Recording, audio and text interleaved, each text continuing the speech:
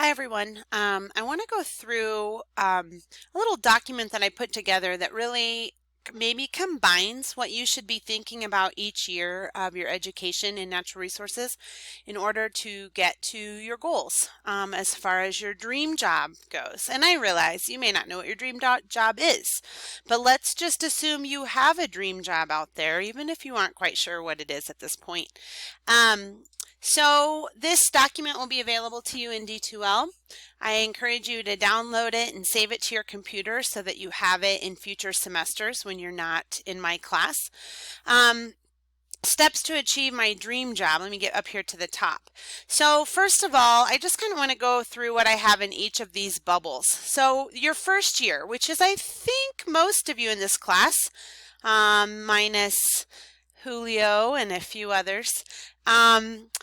But year one, all right, we'll just jump right in. Take this class, Career and Academic Readiness. Nice job, check. Take advantage of extra opportunities to gain experience. Now, we're a bit limited on that this semester, but we'll be up and running again next fall.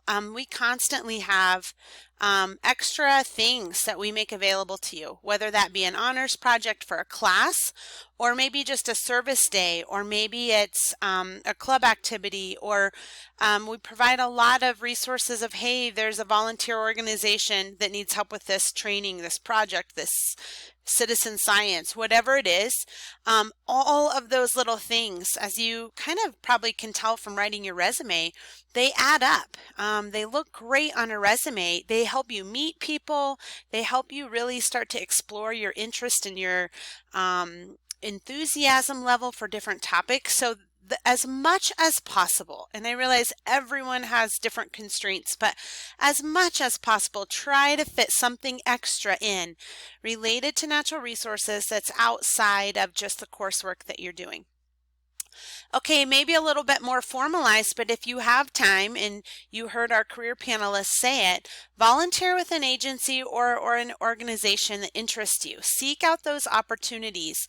At the end of this document, I provide some of those organizations that have volunteer opportunities. So get on their website, check them out, see if there's anything that is interesting to you. Every year we have our job fair. It started off this semester. Most of you went, and so that's fantastic. But get connected, get your resume shined and polished. I know you're working on that right now.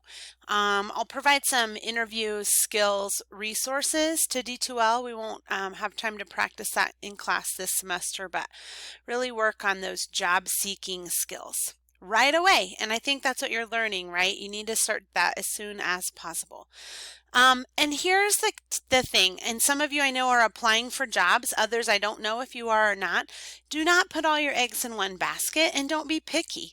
I encourage each and every one of you to apply for a minimum of 5 seasonal positions every season, each summer season. If you take a break from a school for a semester, try for that semester too to get some seasonal work.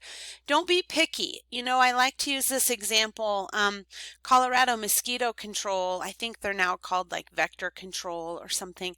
They, you know, it's not the most glamorous job. You're going around to different wetland areas in Colorado and you're spraying for mosquitoes and you're taking water samples. But you know what? It looks great on your resume. You're working with human health. You're working with disease vectors. You're working with water sampling, water quality, wetland management. There's so many things that you can pull out of that job that at first glance you might think, it's not going to do anything for me. Not to mention, most of these jobs are just fun. You're working with fun people in fun places. So regardless of the type of work that you're doing, don't foo-foo anything. I once had a job where I had to go collect snails and clams from wetland areas and ponds and marshes.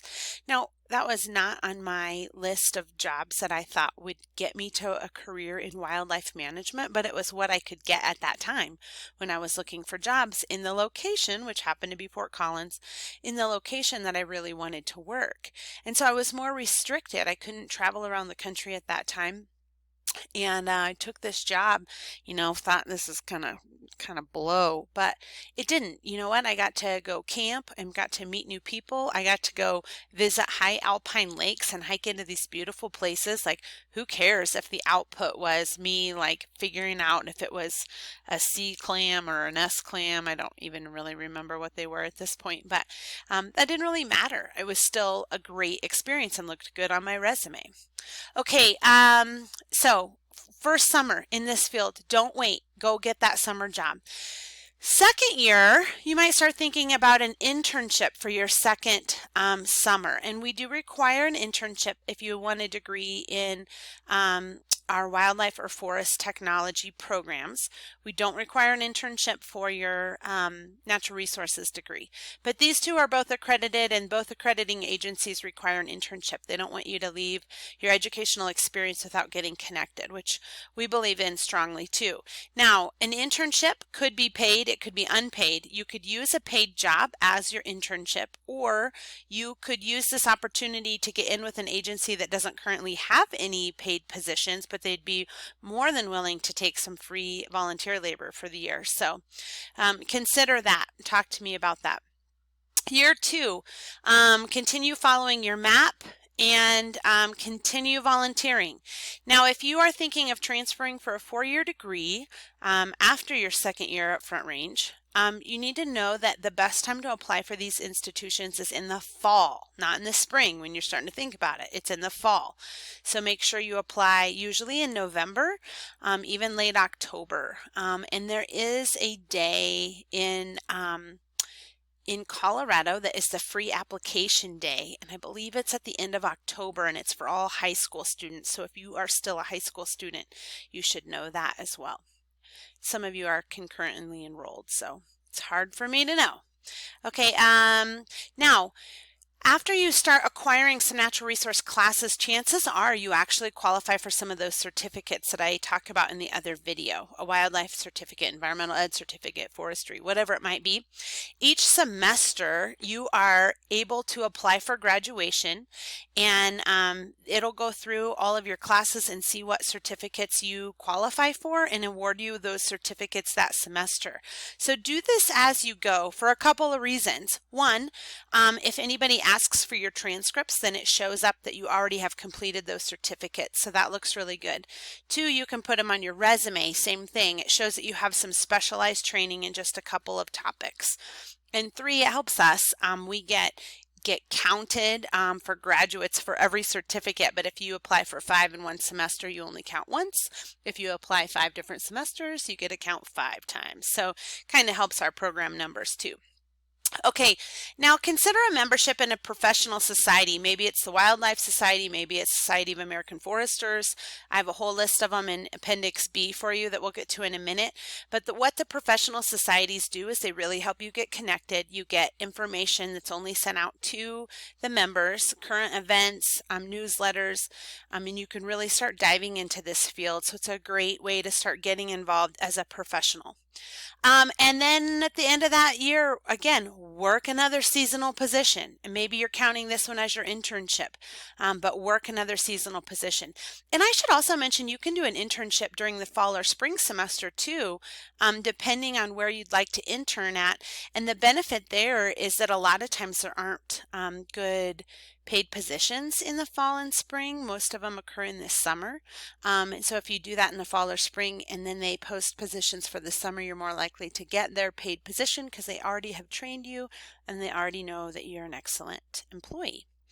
Okay, now we have a couple of options. So let's say you completed your time at Front Range, right? You've done 2 full years, full-time student, and we know you aren't all on the full-time student route. So whenever you finished with Front Range, what are you going to do next? Okay, option A, take seasonal positions in a natural resource field. That might be 3 months, it might be 6 months.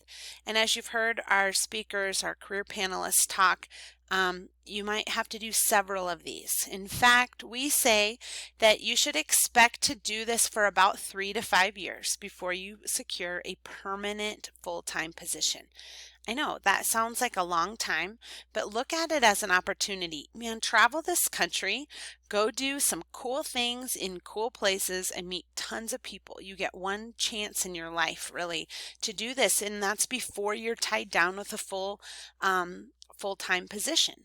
So, take advantage of that. And really, Fort Collins is a tough place to compete for these jobs. Other places around the country are not that tough. So go to other places. Be willing to leave this super saturated area for natural resource students and get out and find a job in another place. Continue your professional development, see what agency trainings are available, get to know different agencies in different states, add certifications in medical fields. If you can get first aid CPR, that's huge. EMT is a huge plus if you want to go into the human management side of things, like being a park ranger or a game warden. GIS skills are just really sought after by most organizations, and continue getting better at interviewing and writing resumes. How do you get better at that? You apply for jobs and you turn down jobs and you accept jobs and you apply for more jobs than you think you'd ever need to, and you ask for feedback if you don't get the jobs on what you could have done better. So don't be afraid to get feedback and make this a continuous process. So what we say then is, if you do this option A, the years to permanent employment from the very first semester at Front Range, if you're taking classes full-time or roughly full-time, is 5 to 8 years. Now, the nice thing about that is that doesn't really change much if you're going part-time, because it's these seasonal summer positions that are what's really adding up.